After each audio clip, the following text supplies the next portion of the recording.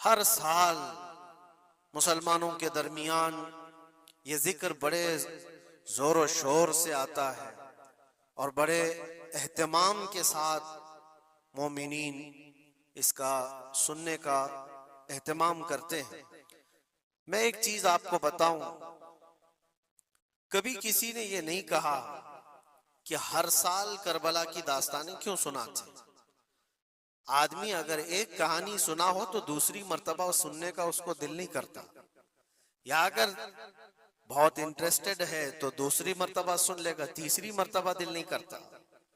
लेकिन मुझे बताओ, बचपन से हर साल आप शौक से सुनते हैं या नहीं इमाम हुसैन को? और कभी मुकर्रिर से ये नहीं कहते या सुनाने वाले से ये नहीं कहते कि हर साल यही सुनाया जा रहा है, बल्कि मैं ये कहता हूं, हम अगर हर साल करबला की दास्तानें सुनाते हैं तो चलो मान लिया कि कोई मौलवी साहब लोगों ने ये शुरू कर रखा हो, लेकिन ये करोड़ों के अवाम क्या पागल है जो हर साल सुनना चाहते हैं? हकीकत में बात ये है, मैं इसको एक फलसफे से समझाना चाहता हूं। आप कलमा कौन सा पढ़ते हैं? ला इलाहा इल्लल्लाह मुहम्मद रसूल। आपके बाप का कलमा भी यही था, आपके दादा का कलमा भी यही था, परदादा का भी कलमा यही था। सालों पहले भी जाएं तो सहाबा ताबईन औलिया का कलमा भी यही था। 14 सदियां बीत गई, हर सदी में यही कलमा, और आज भी हम इस कलमे को एक एक बार नहीं सैकड़ों मर्तबा पढ़ते हैं, अपने बच्चों को भी यही याद दिलाते हैं। लेकिन कभी ये क्यों नहीं कहते कि ये कलमा बहुत पुराना है, इसी को क्यों पढ़ा जाता है? नया कलमा नहीं आएगा, पुराना है सबको पता है, लेकिन पढ़ने में कभी किसी को उकताहट भी नहीं आती। कलमा तैयबा जो पढ़ता है उसे अंदाजा होता होगा, शौक से उसका विर्द करता है। जहां पर भी जिक्र करके देखें आप ला इलाहा इल्लल्लाह मुहम्मदुर रसूलुल्लाह का, उकताहट नहीं आती, बेचैनी नहीं है, उसमें जिद्दत है, उसमें नयापन है। ये कलमा हर सदी का है, हर जमाने का है। तो 14 सदियों से जब कलमा पुराना नहीं हुआ तो फिर वो बात हमें याद आती, हुसैन आजम है कौन, जिसको इस शेर से समझा गया है, सर दाद न दाद दस्त दर दस्त यजीद, हक्का के बिनाए ला इला अस्त हुसैन।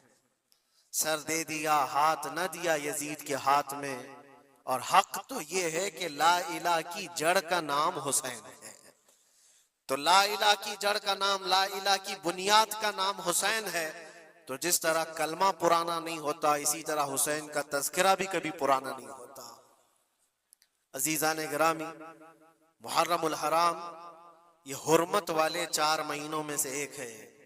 साल के 12 महीनों में अल्लाह ताला ने कुरान पाक में फरमाया 4 महीने हुर्मत वाले हैं, रजब और फिर ये जिलकादा, जिलहिज्जा और मुहर्रम, ये 4 महीने हुर्मत वाले हैं। इसमें जंगो जिदाल, कत्ल क़िताल सब हराम है। सिर्फ आपस की बात नहीं कर रहा मैं, किसी दूसरे के साथ भी जो जंगें होती थी उस वक्त ये सब हराम हो जाती, सब तलवारें नीचे रख लिए जाते हुर्मत वाले महीनों। लेकिन तुफ है, लानत है उस यजीदी फौज पर जिसने हुर्मत वाले महीने का भी ख्याल नहीं किया, और ना ही कुफार और मुशरिकीन से उनका मुकाबला था, बल्कि रसूलुल्लाह के घर वालों से मुकाबला था, अहले बैत अतहार से मुकाबला था। हुर्मत वाले महीनों की धज्जियां उड़ा दी गई, करबला के उस मैदान को पूरा लालाजार कर दिया, इस तरह खून रेज कर दिया गया। हर जगह अहले बैत के टुकड़े नजर आते थे। वो एक अजीम सानहा है, एक अजीम हादसा है जिसको रहती दुनिया तक भुलाया नहीं जा सकता। आज मैं थोड़ी बातें अर्ज करके आपके सामने ये बात रखूंगा। अल्लाह के नबी सल्लल्लाहु तआला अलैहि वसल्लम ने इस हुर्मत वाले महीने की फजीलत भी बयान फरमाई, और इस मुहर्रम में हजरत हफ्सा रदी अल्लाह तआला अन्हा जो हुजूर की ज़ौजा है, वो फरमाती है रसूल पाक सल्लल्लाहु तआला अलैहि वसल्लम 4 अमल जिंदगी में कभी तर्क नहीं करते थे, छोड़ते नहीं थे। वो क्या है? तो आप फरमाती हैं उनमें से एक आशूरा का रोजा हुजूर कभी नहीं छोड़ते थे। आशूरा का रोजा रसूल पाक सल्लल्लाहु तआला अलैहि वसल्लम कभी तर्क नहीं फरमाते। इसकी बड़ी फजीलत है। यह आशूरा क्या है?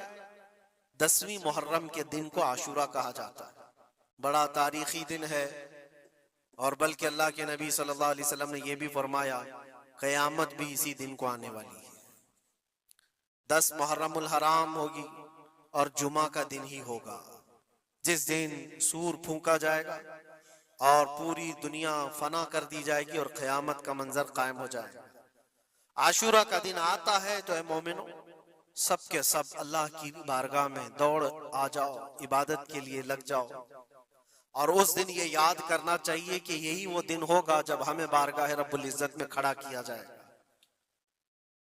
अव्वलीन से लेकर आखिरीन तक जितने भी पैदा हुए इस रोए जमीन पर, सबको उठाया जाएगा, हिसाब व किताब होगा। और वो 50,000 साल के बराबर का एक दिन होगा। उस दिन को याद करके आशूरा का एहतमाम करना जरूरी है। आशूरा में तो वैसी यादगारें बहुत हैं। आदम अलैहिस्सलाम के मुतालिक उनकी तौबा उसी दिन कबूल हुई। नूह अलैहिस्सलाम की कौम पर जो अजाब आया था तूफान का, वो तूफान नूह से कश्ती को जो नजात मिली नूह अलैहिस्सलाम की, वो भी आशूरा का दिन था। सैयदना यूनुस अलैहिस्सलाम को मछली के पेट से बाहर निकाला गया, वो भी आशूरा का दिन था। मूसा अलैहिस्सलाम को फिरौन से नजात दी गई, फिरौन गर्क हो गया, पानी में डुबो दिया गया, वो भी आशूरा का दिन था। बहुत सारी इस तरह की तारीखी चीजें आशूरा के दिन। लेकिन ये सारी तारीखों पर एक तारीख गालिब आ जाती है, वो रसूलुल्लाह के नवासे की कुर्बानी का दिन। इसलिए कि वो पूरी उम्मत को हिला देने वाला हादसा है।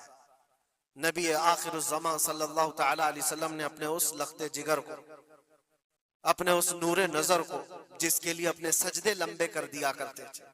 जानते हैं आप, हुजूर पाक सल्लल्लाहु अलैहि वसल्लम के एक बेटे थे हजरत इब्राहिम, और ये उसी जमाने के हैं जब हजरत इमाम हुसैन भी पैदा हुए थे और हुजूर की गोद में आपके अपने बेटे भी थे।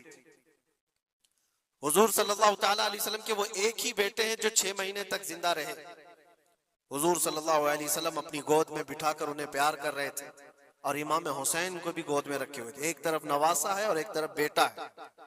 जिब्राइल अमीन ने आकर के अर्ज किया अल्लाह के नबी सल्लल्लाहु अलैहि वसल्लम से, कहा रब तबारक व तआला की मंशा ये है कि इन दोनों में से आप किसी एक ही को रख सकते हैं। अल्लाह के नबी सल्लल्लाहु अलैहि वसल्लम ने इमाम हुसैन पर अपने बेटे को कुर्बान कर दिया। कहा है जिब्राइल, हुसैन को रहने दो, इसलिए कि ये मेरी आंखों का भी नूर है और फातिमा की आंखों का भी नूर है। फिर चंद ही दिन के बाद हजरत इब्राहिम का इंतकाल हो गया। आप अंदाजा करें, जिस हुसैन आजम के लिए रसूल पाक सल्लल्लाहु अलैहि वसल्लम ने अपने बेटे को कुर्बान किया और मदीने की गलियों में जिसको अपने कंधों पर उठाकर सवार करते थे, इमाम हुसैन हुजूर के सल्लल्लाहु तआला अलैहि वसल्लम के कंधों पर सवारी किया करते थे।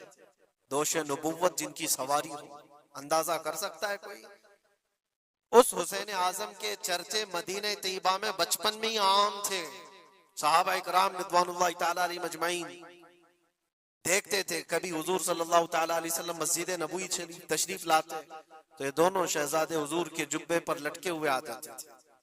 कभी हुजूर मिंबर पर खड़े हैं तो एक शहजादा हुजूर के एक कदम को पकड़ा है, दूसरा दूसरे कदम को पकड़ा हुआ है। ये तो उनकी परवरिश थी जो बचपने की थी। सहाबा उनकी इस बचपने पर रश्क किया करते थे और सहाबा इकराम रिज़वानुल्लाहि तआला अलैहिम अजमईन अदब हद दर्जे का करते थे। आपको मैं बताऊं, अदब तो ऐसा था अहले बैत अतहार का। इमाम हुसैन की उम्र छोटी सी थी, इमाम हुसैन, और एक जमाना ऐसा था जब हुजूर पाक सल्लल्लाहु अलैहि वसल्लम के विसाल के बाद हजरत अबू बकर का जमाना आया। 2.5 साल आपने खिलाफत की।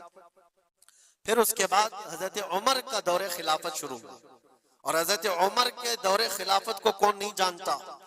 ऐसे रोबो दबदबे वाला खलीफा के लोग उनकी हैबत से कांपते थे। कैसर और किसरा कांप रहे होते थे।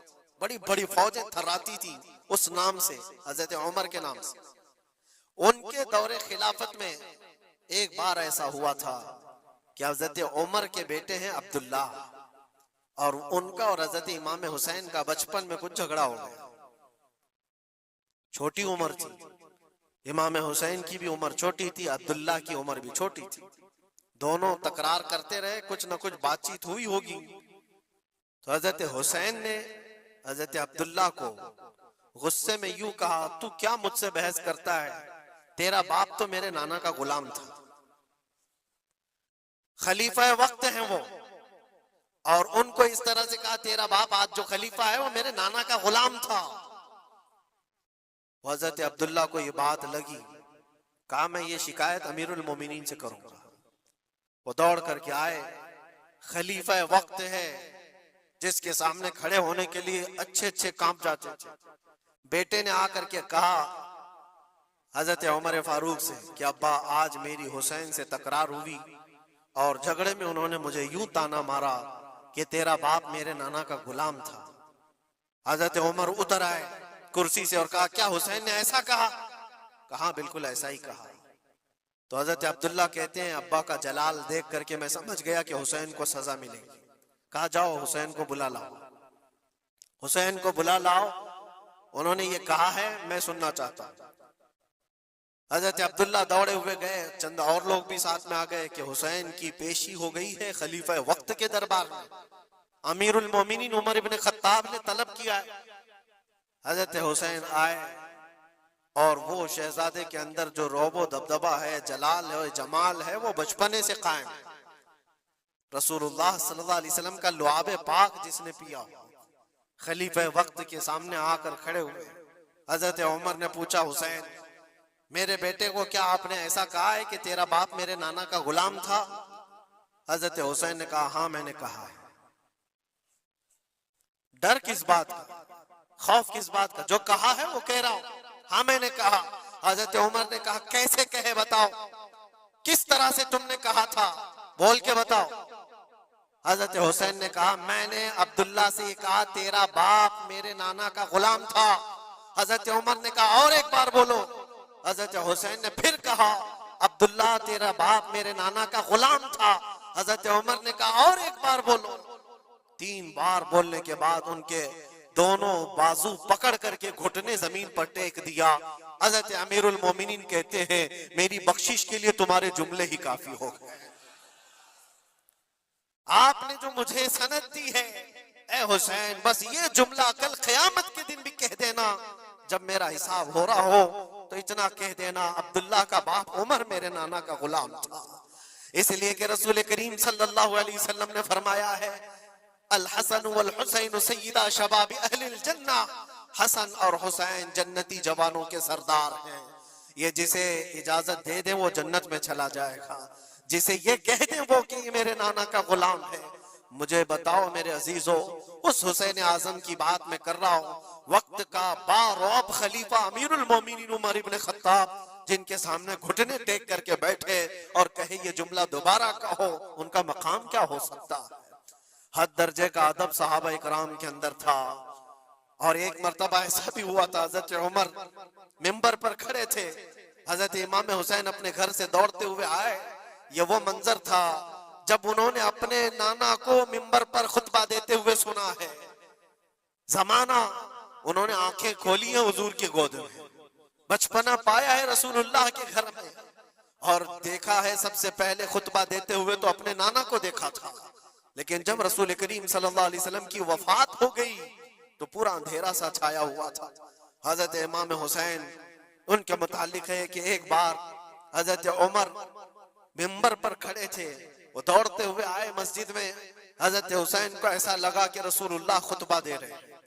वो यादें कहां से जाती जो रसूलुल्लाह को खुतबा देते हुए देखा था। दौड़ते हुए आए, देखा उमर फारूक खुतबा दे रहे हैं, तो चीख करके कहा कि आप मेरे नाना के मिंबर से उतर जाओ, ये मेरे बाप का मिंबर है, अपने बाप के मिंबर पर जाओ, तुम्हारे बाप के मिंबर पर जाओ। हजरत उमर उतर गए, ये नहीं कि खुतबा कायम रखा, फौरन उतर आए और शहजादे को पकड़ करके रोने लग गए। सच कहा है हुसैन, ये मिंबर तो तुम्हारे घर का ही है, ये मिंबर तुम्हारे बाप का है, तुम्हारे नाना का है, और उन्होंने ये इज्जत बख्शी है हमें कि हम इस मिंबर पर खड़े होते हैं। अगर आप इजाजत दें तो मैं खुतबा दूं, वरना मैं यहीं बैठा रहूं। ये मकाम था इमाम हुसैन का, बचपने की बात कर रहा हूं। फिर उन्होंने कहा आप खुतबा दें। हजरत उमर खुतबा देने लगे। अजीजा ने गिरामी, रसूल करीम सल्लल्लाहु ताला अलैहि वसल्लम के उस अजीम खानवादे की बात कर रहा हूं। दुनिया ने इमाम हुसैन की दास्ताने करबला की बहुत सुनाई और हम भी सुनाते रहे और सुनते भी रहे। वो तो आखिरी वक्त की कुर्बानियां हैं। जब आपकी जिंदगी पाक तमाम होने को आई उस वक्त तो करबला में पहुंचे, लेकिन आपकी इब्तिदाई जिंदगी और आपकी जवानी, ये सब मामलात हर नौजवान के सामने होना चाहिए। अगर नौजवान आज हमारा ये कहता है कि मेरा आइडियल हुसैन है, तो उसको हुसैन की जिंदगी पढ़ना चाहिए।